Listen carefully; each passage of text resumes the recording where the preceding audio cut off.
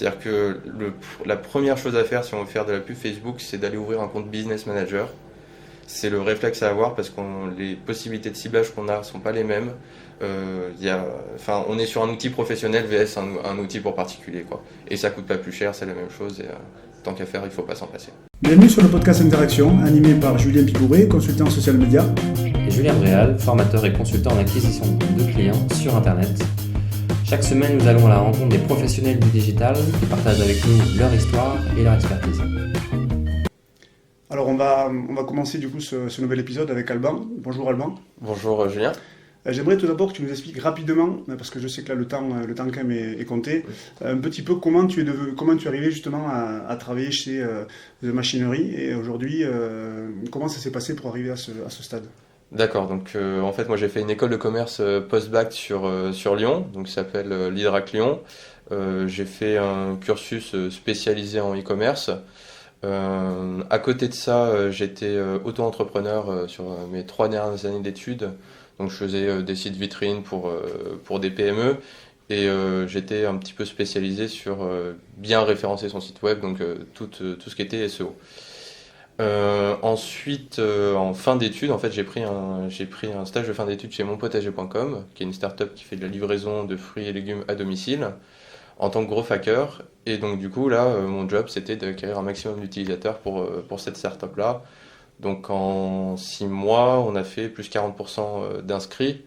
C'était une belle performance. Et de ce stage-là, en fait, qui était dans les mêmes locaux où se trouve The Machinery, j'ai pu choper un CDI chez The Machinery, qui est une agence, on va appeler ça plutôt un studio d'innovation, qui fait à la fois du conseil en web marketing, de la formation en marketing digital et en méthode startup, et du développement pour des startups et pour des grandes entreprises. Voilà. D'accord, alors justement c'est intéressant parce que moi je t'avais rencontré lors de Meetup. Est-ce que tu peux expliquer un petit peu le principe de ce que vous proposez, notamment par rapport, je pense, à la validation d'un marché ou d'une niche grâce à Facebook. Je pense que c'est vraiment intéressant pour les gens qui vont nous écouter. Voilà, alors en fait moi j'ai été recruté spécialement pour m'occuper de ce service-là qui s'appelle Iteratit. Iteratit, l'objectif c'est de valider son idée d'entreprise ou de produit sur Facebook sans poser une seule ligne de code.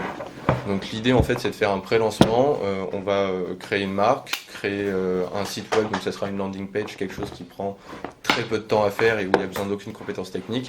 Et derrière on va placer de la publicité sur Facebook en ciblant ce qui devrait être notre cœur de cible. Et donc comme ça on va être capable de déterminer sur plusieurs niveaux d'indicateurs la qualité de la réponse de notre cible à notre proposition. Je donne un exemple. Notre premier niveau d'indicateur, ça va être quand je fais une pub sur Facebook, combien est-ce que j'ai de personnes qui ont cliqué par rapport au nombre de personnes qui ont été touchées. Là, je peux avoir une bonne idée déjà de la réactivité à ma promesse de base. Après, derrière, on a un autre indicateur qui est l'indicateur in fine le plus intéressant, qui est combien est-ce que j'ai récolté d'emails par rapport au nombre d'euros que j'ai investi. Si j'ai récolté 50 emails pour 50 euros, ça peut être une très très bonne chose, comme ça peut être une très mauvaise chose si mon produit c'est une application qui est gratuite, quoi. D'accord, et est-ce que tu peux juste expliquer, sans forcément trop rentrer dans les détails, mais les étapes que vous utilisez pour arriver justement à valider Alors, on commence par faire un brainstorming en fait avec le porteur de projet. L'idée, c'est d'évoquer toutes les cibles possibles et imaginables, en se disant moi mon service il fait ça, mais il peut aussi faire ça. Il peut répondre à d'autres besoins. Donc, essayer de voir si on n'a pas des cibles qu'on a laissées de côté. Une fois qu'on a brainstormé sur toutes ces cibles, le but ça va être de prioriser. Donc du coup on va se faire une petite réunion où on va regarder nos différentes cibles. On va se dire ça, par rapport à mon produit et par rapport à ce que je pense être prioritaire, c'est sûrement la cible qui devrait être le cœur de cible. On en choisit quelques-unes, on les teste via notre système avec notre landing et nos pubs Facebook, et on voit quelle est la cible qui répond le mieux. Après, comme ça, on sait sur quelle cible on doit investir pour avoir un retour sur investissement qui est maximal. D'accord, et donc sur une semaine à peu près. Sur une semaine, en général, nous on fait ça sur 10 jours de test. C'est-à-dire qu'il y a 10 jours en amont, on va avoir la préparation, on fait la landing, on fait les publicités.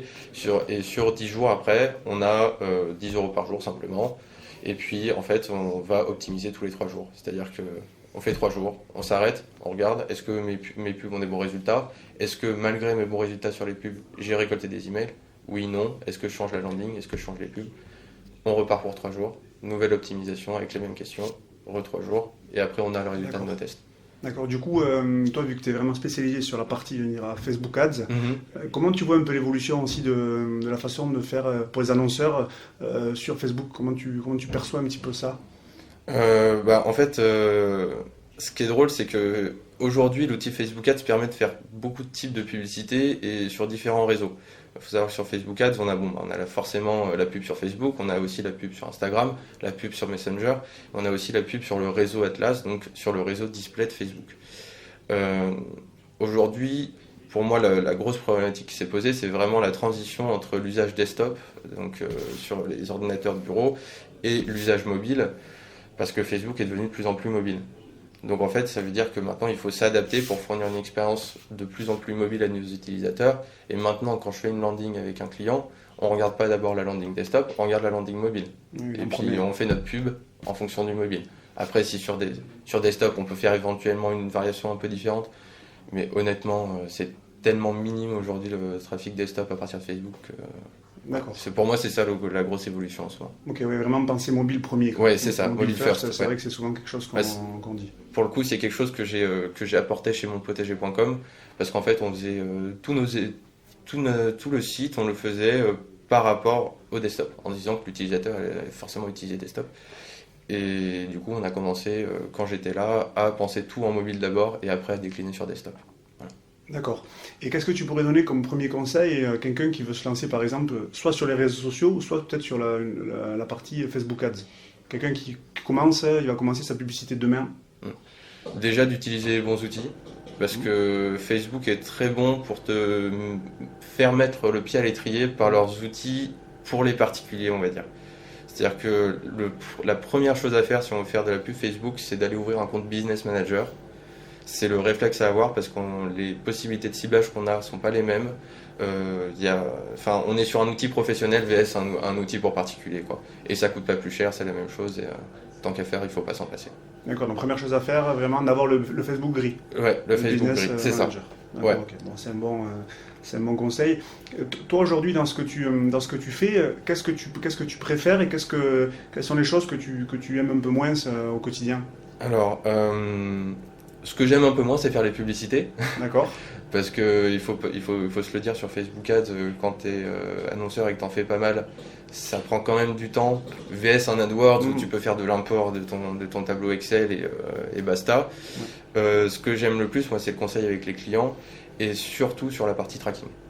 C'est-à-dire qu'en fait, on a beaucoup de clients qui viennent nous voir pour une application, pour un site web, et qui ont un objectif qui est de développer leur business, de faire plus de ventes, d'avoir plus de visites, mais ils ne savent pas trop quoi mettre derrière. Et souvent, en fait, il n'y a aucun tracking de quoi que ce soit. Donc, on ne sait pas d'où ça vient, on ne sait pas comment ça se fait qu'il a laissé son email. Et on n'a aucune notion sur ce qui s'est passé entre le moment où le gars est arrivé et le moment où le gars nous a donné l'action qu'on voulait ou a fait l'action qu'on voulait qu'il fasse. Donc là, ce que je suis en train de faire en ce moment avec une startup, c'est que sur leur application, on regarde tous les événements qu'on peut implanter pour pouvoir construire des tunnels de conversion qui font sens et qui nous permettent de dire cet utilisateur il est acquis, pas seulement parce qu'il a téléchargé l'application, pas seulement parce qu'il a créé un compte, mais aussi parce qu'il a fait sa première action, c'est-à-dire créer son lieu, il l'a partagé avec des amis, il est allé voir les cartes des autres.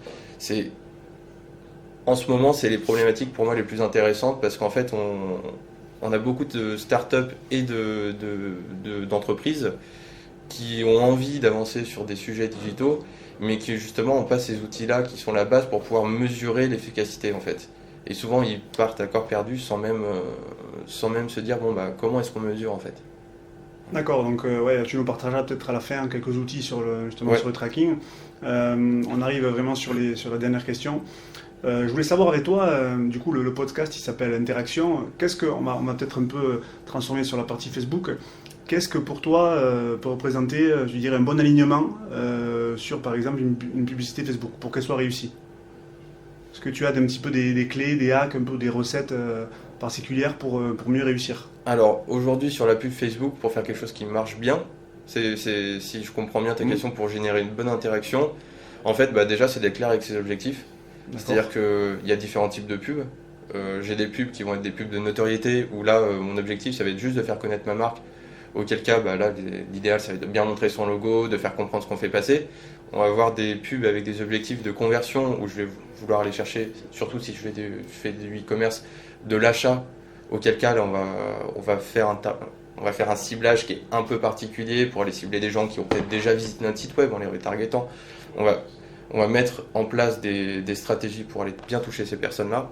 En fait, pour moi, il n'y a pas d'interaction maître. C'est-à-dire que la bonne interaction, c'est l'interaction qui est au bon endroit sur le parcours de l'utilisateur. Il y a un truc que j'ai lu il n'y a pas longtemps qui est vraiment intéressant, qui parlait du cross-channel marketing. Il se limitait beaucoup à Facebook Ads et à Google AdWords. Mais en gros, il montrait le parcours d'un utilisateur.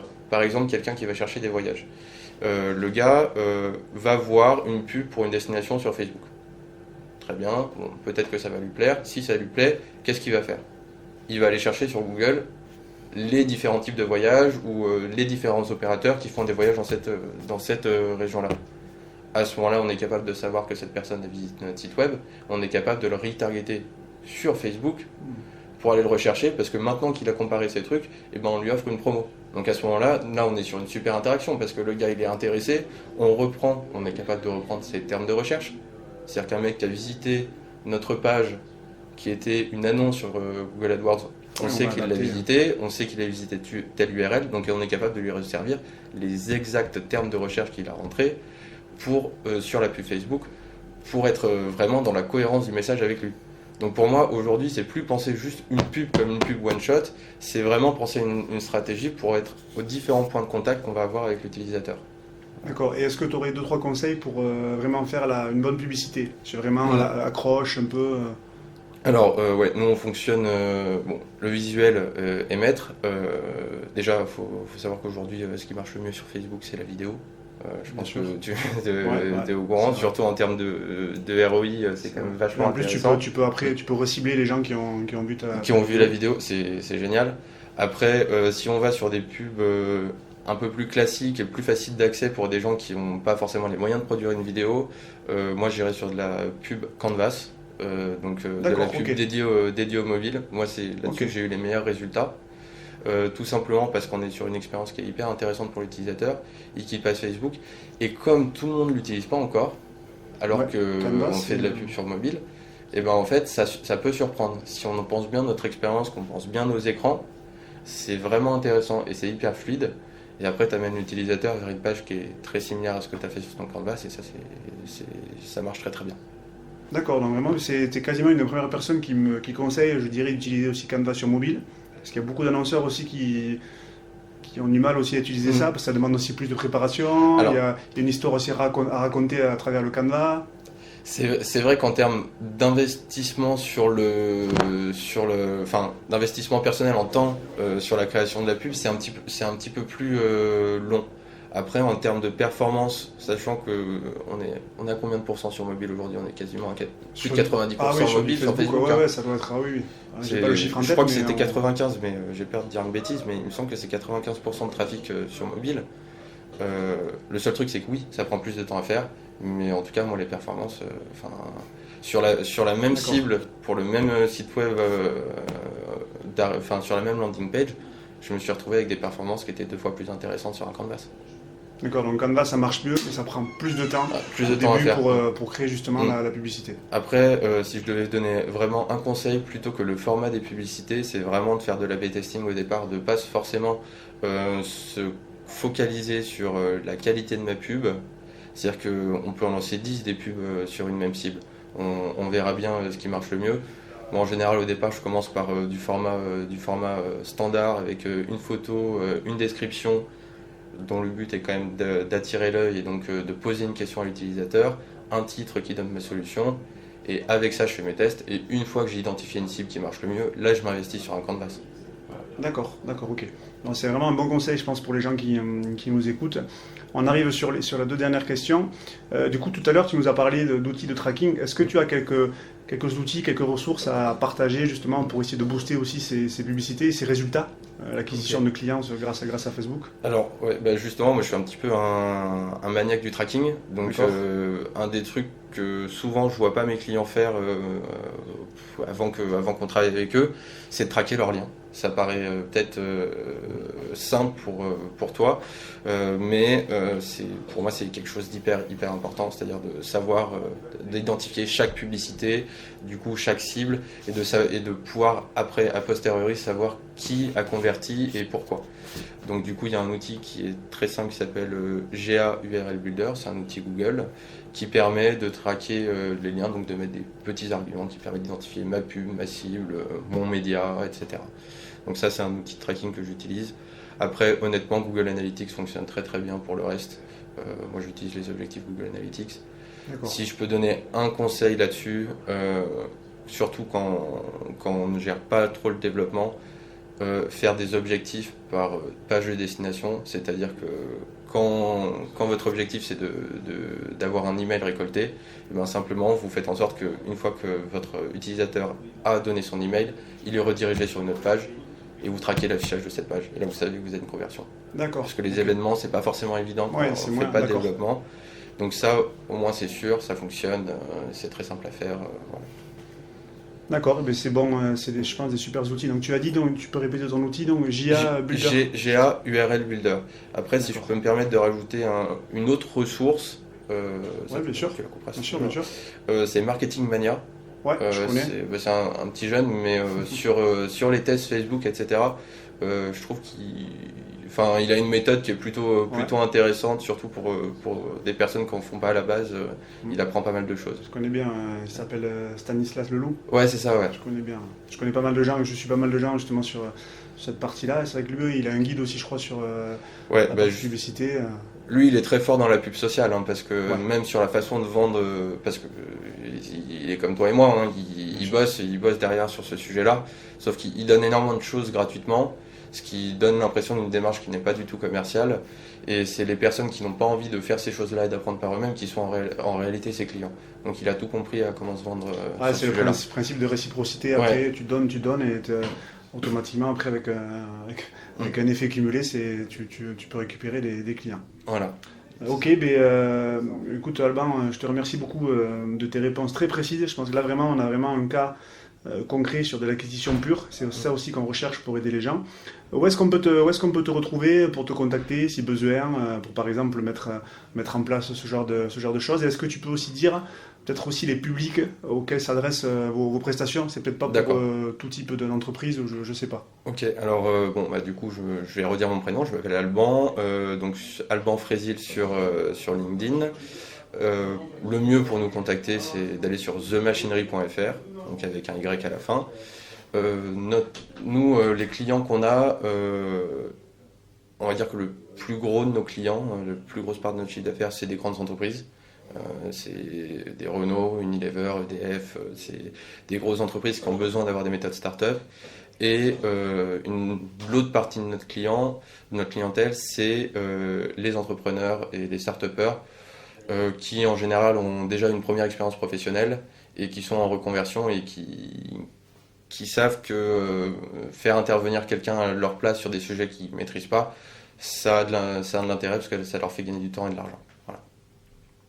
D'accord, donc on peut te retrouver sur LinkedIn si on a des questions par exemple à te poser. Le mieux c'est de m'envoyer un email, donc à alban@themachinery.fr. Voilà. Bon, très bien, on mettra de toute façon les liens dans la description du podcast. Okay. Et encore une fois, je te remercie et je te souhaite une bonne continuation du coup sur Facebook. Merci à toi Julien et bonne continuation aussi. Merci. Merci d'avoir écouté cet épisode. Si ce podcast vous a plu, n'hésitez pas à laisser une évaluation sur iTunes. Vous pouvez nous retrouver sur LinkedIn à Julien Bréal et Julien Pimouret. On se retrouve la semaine prochaine pour un nouvel épisode.